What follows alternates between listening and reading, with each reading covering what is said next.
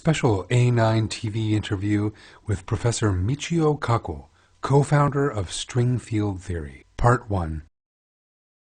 Michio Kaku, the famous scientist of Japanese ancestry, is a theoretical physicist born in the United States of America. One of the most prominent physicists of recent times, Professor Kaku has written many books and has appeared in countless radio and television programs. Michio Kaku is known for his contribution to the popularization of science and has researched such subjects as black holes and the expansion of the universe.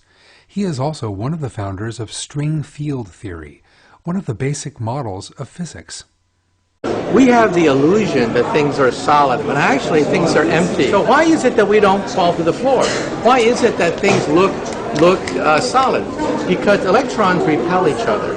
So I'm not really standing on this floor because electrons don't like each other. They repel each other, and that's why we have the illusion that things are solid when actually there's nothing here. Things that are solid are not really solid at all. We have the illusion that they're solid.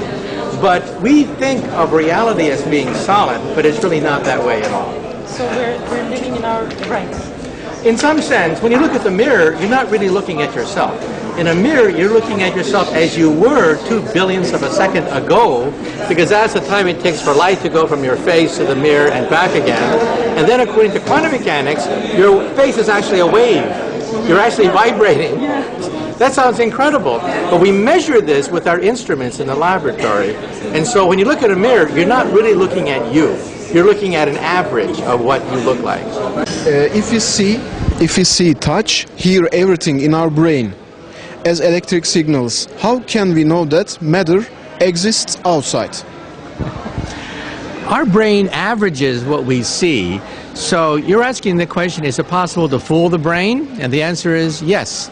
But the question is reality fake? I mean, is everything we see around us fake? You think this is reality, but it's really not. It can be an holographic universe. And perhaps be unaware of the difference between reality and unreality. Now we're beginning to create artificial touch. This is called haptic technology. We're able to create the artificial sensation of touch when there's nothing there. But let's talk about the real world. Or at this moment, can we understand that are we living in a dream world or a real world? Well, in principle, the world that we see around us may be a dream world. You cannot disprove that theory. The matter, atoms, are completely dark with 99% nothingness. So how we do see a colorful three-dimensional world? We see a world that is an illusion. So it has the illusion that we are solid, the illusion that we can touch things. For example, I'm not really sitting in this chair. How is it possible? I'm not really sitting in this chair. I'm hovering, floating 1 angstrom above the chair, because electrons do not like to be in the same quantum state. They repel each other. Now, why is it that my hands don't go through each other? Why do we have this illusion that I'm solid, right?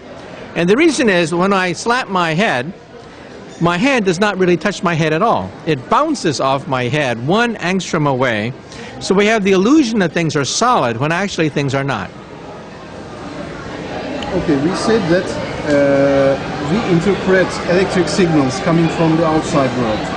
Okay, what is the being which interprets electric signals as light, color, sound, smell and taste? Well, we don't really know, and it's specialized, so certain parts of the brain create an image of you in terms of sound, in terms of smell, in terms of sight, but it's not really you. Yes, it consists of electric signals. That's right.